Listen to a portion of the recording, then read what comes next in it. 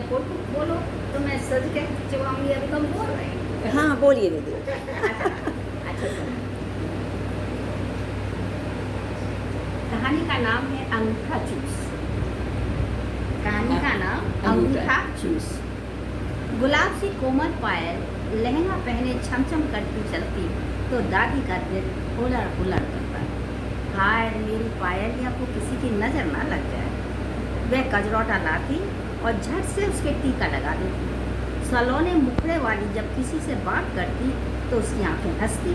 देखने वाला बात करने को ललच उठता। उसे अंगूठा चूसने की बड़ी बुरी आदत थी। शुरू में उसकी इस आदत पर किसी ने ध्यान न दिया। सोचा बच्चा है, कुछ दिनों बाद अपने आप अंगूठा चूसना छोड़ देगी। फिर बड़ी होने पर भी उसकी आदत नहीं गई तो घर वालों को बड़ी चिंता हुई। यदि उसको डांटा जाता तो अंगूठे के साथ साथ एक और उंगली मुंह में डालकर रोने लगती। उसके मुलायम गालों पर जब आंसू लगते तो डांटने वाला खुद दुखी हो उठा। पायल कक्षा 3 में आ गई थी। उसका मुंह में उंगली देना दादी को भी अखरने लगा। नाखूनों का मैल पेट के अंदर जाने से उसके पेट में कीड़े हो गए। दर्द भी होने लगा। खाना भी हजम नहीं होता था। डॉक्टर ने सख्त हिदायत दी कि बच्चों को मुंह में उंगली ना डालने दें, पर ऐसा कहाँ हो पाता था। घड़ी घड़ी पेट में दर्द होने से बेचारी पायल मुरझा गई। दादी का कलेजा तो मुंह को आने लगा। एक दिन दादी ने बड़े प्यार से पूछा, बेटा तुम अंगूठा क्यों चूसती हो? दादी, मुझे जब बहुत ज़ोरों से भूख लगती है तो अंगूठा चूसने लगती हूँ। अंगूठा चूसने से कैसा लगता है? चूसने से लगता है जैसे रस पेट में जा रहा है। मेरी भूख भी कम हो जाती है। उसने बड़े भोलेपन से कहा। तुम तो पेट भरा होने पर भी चूसती हो? दादी ने शिकायत भरे अंदाज में कहा। हाँ दादी, मैं इसे बहुत पसंद करती हूँ।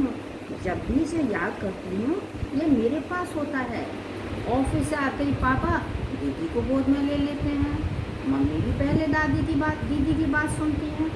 मैं जब उन्हें बुलाती हूँ ना तब वो पहले दीदी के पास जाती हैं, फिर मेरे पास आती हैं। इससे मुझे बहुत दुख हो जाता है। तब मैं झट से अंगूठा चूसने लगती हूँ। लगता है यही तो मेरा अपना है।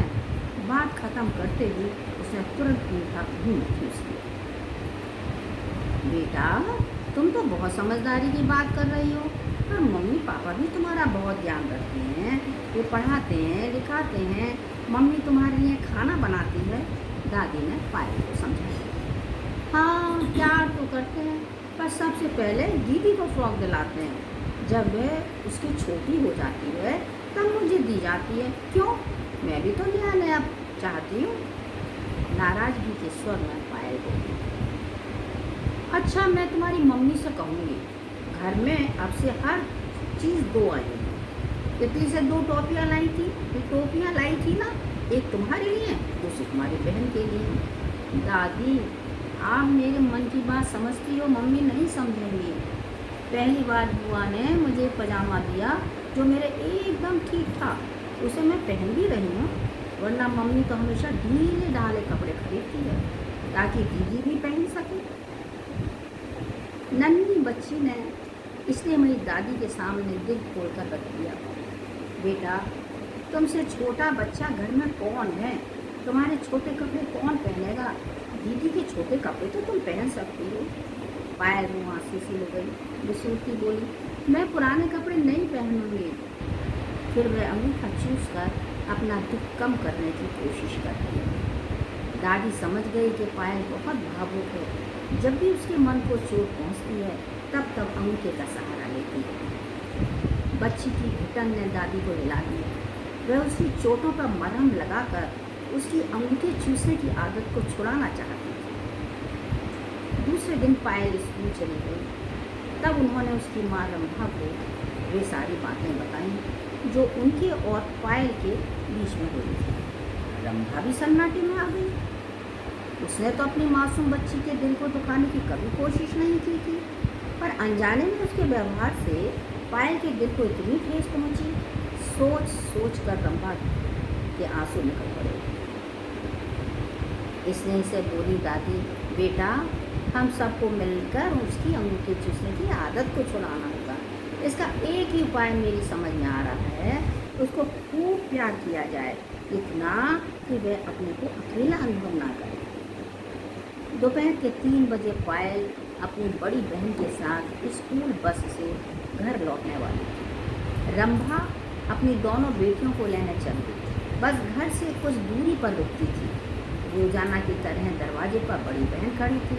उसके पीछे की पायल कंधों पर भारी सा बैग लादे और मुंह में लिए अंगूठा।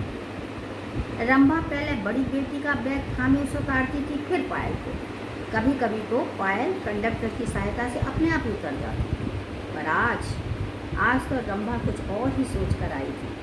दरवाजे पर बड़ी बेटी को खड़ा देख कर बोली, पहले पायल को उतारने दो, वह तुमसे छोटी है, बैग लिए लिए थक गई होगी। पायल ने जैसे माँ के मुख से ये शब्द सुने, उसकी आंखों में 1000 गुलाब खिले। झट मुँह से अंगूठा निकाल माँ की ओर लपक पड़ी और चिपट गई। माँ ने उसे छाती से लिया।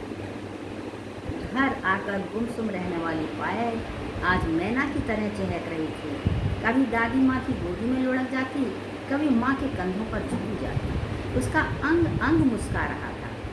स्कूल की बातें तो उसकी खत्म होने का नाम ही नहीं ले रही थी।